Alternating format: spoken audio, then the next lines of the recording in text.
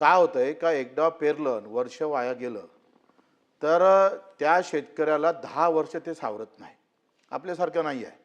आपल्याला चारही इकून पैसे येतात. शेतकऱ्याला पैसे कुठून भेटतं? फक्त उत्पादनातून पैसे भेटतं आणि तो हंगाम गेला का त्याचं आयुष्य जातं.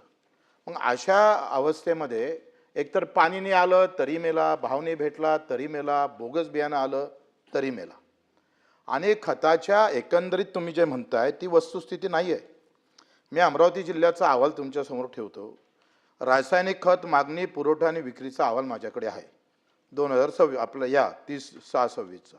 युरिया असेल, MOP असेल, संयुक्त खत असेल, आम्हाला एकूण मागणी मंजूर किती आहे तर 1,54,000 टन आणि आपल्याकडे उपलब्ध साठा किती आहे तर 1,30,000 आहे. 20,000 टनाची कमतरता आजही एकंदरीत सगळ्या खतामध्ये दिसतं. हे माझा नाही आहे, तुमच्याच विभागाने दिलेला अहवाल आहे. कसं आहे का वस्तुस्थिती हे काय होते, जेव्हा तुटवडा आला, कमी पडलं का ते बियाणं महाग विकण्याची प्रथा आहे.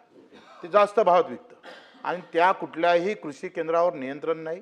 सगळ्याचे लागेधोरे लागलेले आहे. बोगस बियाणं सगळ्यात जास्त कंपन्या गुजरातच्या आहे.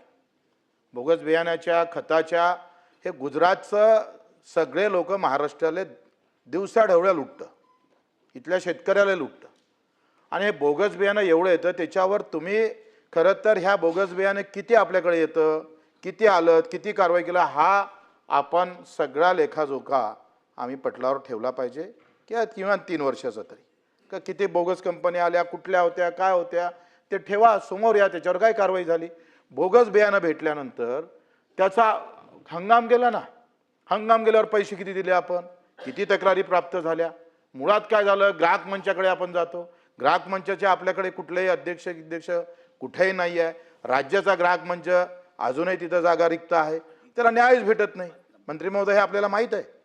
त्याच्यानं वेगळी व्यवस्था करावं लागेल. काय होतंय का तुम्ही पंचनामे करत नाही. बरेचदा काय होतंय का बोगस बियाणं निघालं, खतं बोगस निघाले किंवा औषधीच्यामुळे काही परिणाम झाले त्या पिकावर चुकीचे. एकतर जय मात्र तुम्ही मला एक सांगा, किती तपासण्या केल्या आपण का जे खतं आपण दिले किंवा जे बियाणं दिलं किंवा जे औषध दिलं त्याच्यात ते घटक आहे का नाही. दिसतंय ते खतावर, पण प्रत्यक्षात ते मात्रा नसतंच त्याच्यात. हा मोठा कारभार सुरू आहे.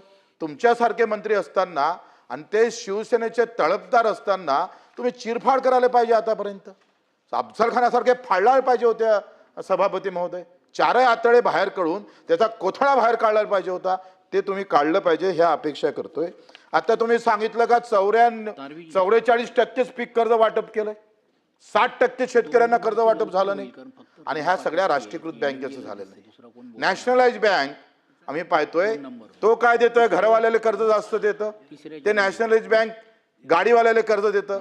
पण शेतकऱ्याचं जे काही आम्ही पाहतोय ज्याची ते उद्दिष्ट आहे ह्या अजूनही. आता तुम्ही कधी करणार आहे, जुलै संपत आला, पेरणी संपत आली सदाभाऊ, आता जुलै महिना लागला आणि आमचं कर्ज जर 44% असेल तर याच्यासारखं दुर्दैव काय आहे.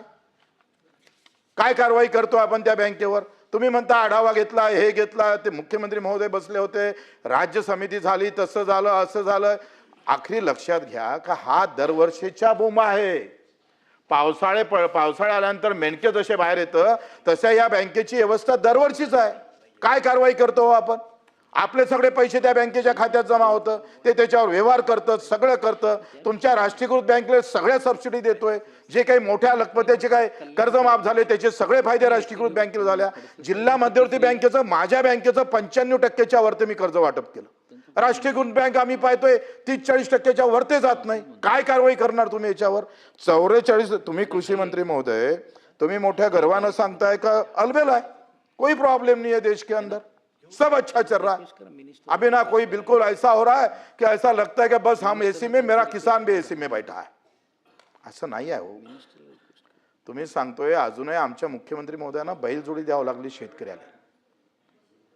तो अहवाल ठेवा. बोगस बियाणे 3-4 वर्षामध्ये किती कंपन्या होत्या, काय होत्या, किती कारवाई केली, काय कारवाई झाली, त्यामध्ये सुधारणा, ते काही ग्राहक मंच आहे ते काढून तुम्ही दुसरी काही समिती ठेवता काय, त्याच्यासाठी काही करता येते काय, याचं उत्तर तुमच्याकडून अपेक्षित आहे आम्हाला. आपण उत्तरातच सांगितलं 48 टन 48 लाख टनाची आपल्याला एकंदरीत आवटण मंजूर आहे. आणि प्रत्यक्षात जर आपण पाहिलं तर 25 लाख टन आपल्याकडे मंजूर म्हणजे एकंदरीत उपलब्ध आहे, त्याच्यातले 17 लाख टन स्वतःच्या पुरवठा आपला झाला, बाकीचं अजूनही त्याच्यातच तुमच्या उत्तरामध्ये हे प्रॉब्लेम आहे.